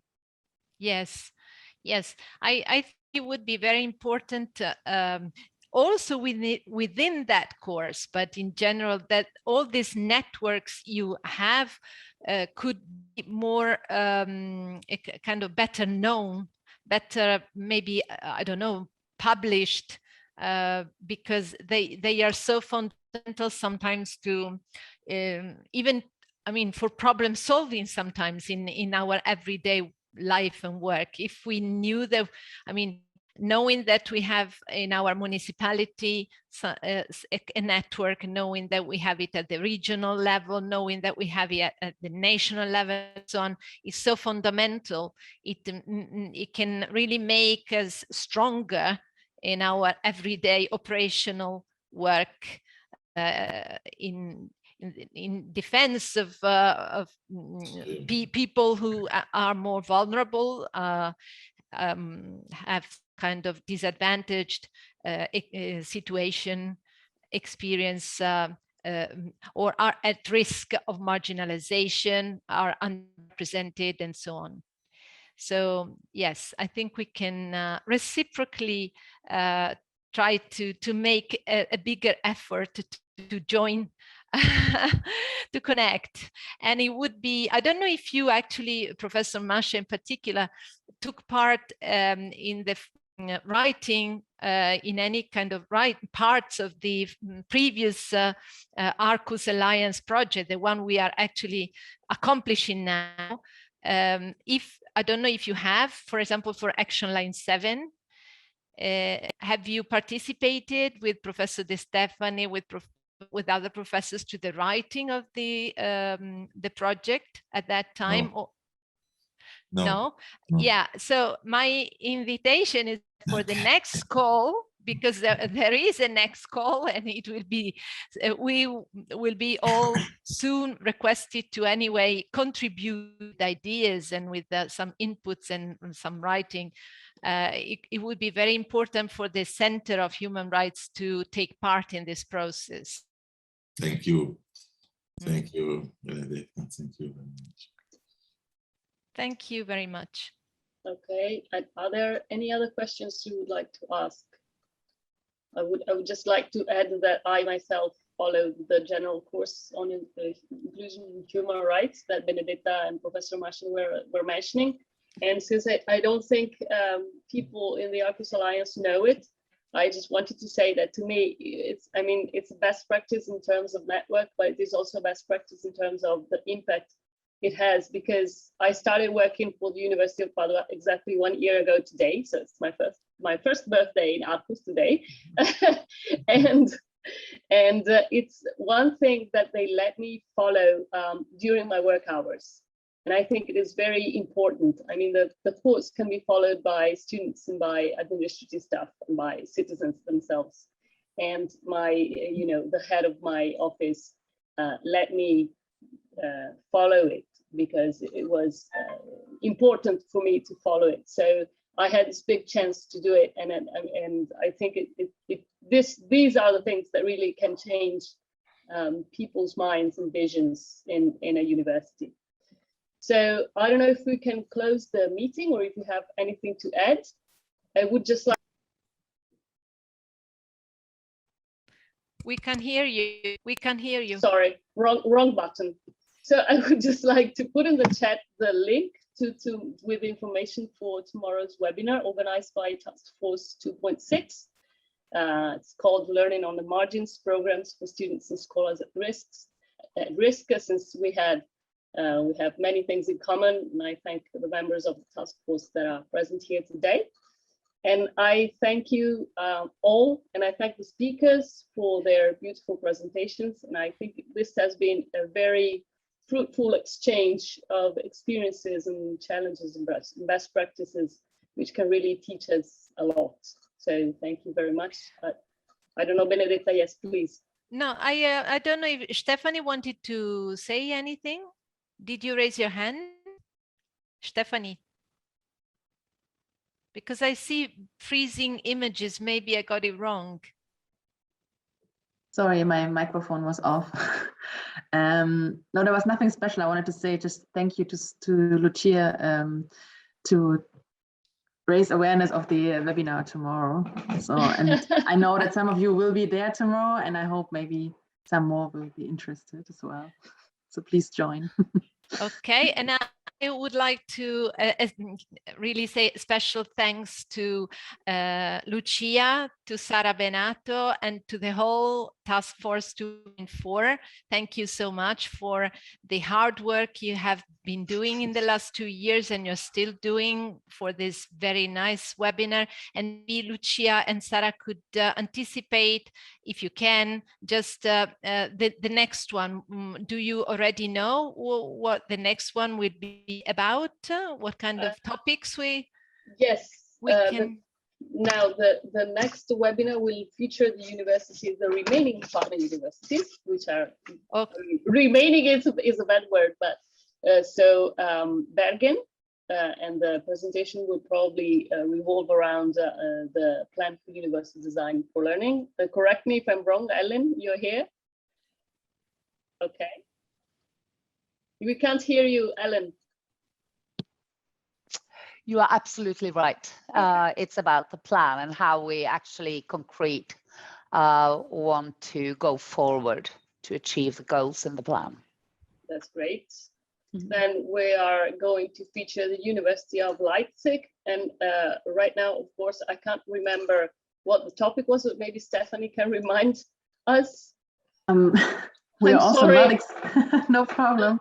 We're also not exactly sure, but I might be presenting together with my colleague, Jana Kuppert from the Student Service Centers, because we are two separate organizations, the university and the student services, but we work together with for the students. And then we're going to feature the University of Granada. Jose is here. I think they're going to talk about the inclusion service. Am I right, Jose? Yes, the Secretariat for Inclusion here in the university, and all the network we use for in the university to every people in the community. Okay, that's great. So the webinar is going to take place in March, and we're going to confirm the date very soon. Yes, and I only, then I'm finishing, but I want to remind you all about, maybe if you could spread this news, that this task force has been doing a really comprehensive mapping all the support networks for inclusion that are present within the Arqus Alliance. And finally, one of the outputs would be an informational tool to be uploaded in the Arqus portal about this support net. These, because they might be more than one, these support networks, they are more than one, support networks for inclusion. One of the output is such, and the second one would be a model of the ideal support networks for inclusion according to the best practices we have within the Alliance. I think this webinar will be a great inspiration for, and will give a rich contribution to our work. Yes, definitely. Okay. So I would like to thank you all for being here. Thank again all speakers, and have enjoy your lunch and have a very nice afternoon. And we'll see you soon. Thank you. Bye. Thank you, everyone. Bye, everyone. Bye. Ciao. Bye. Bye. Bye. Bye. Thank you.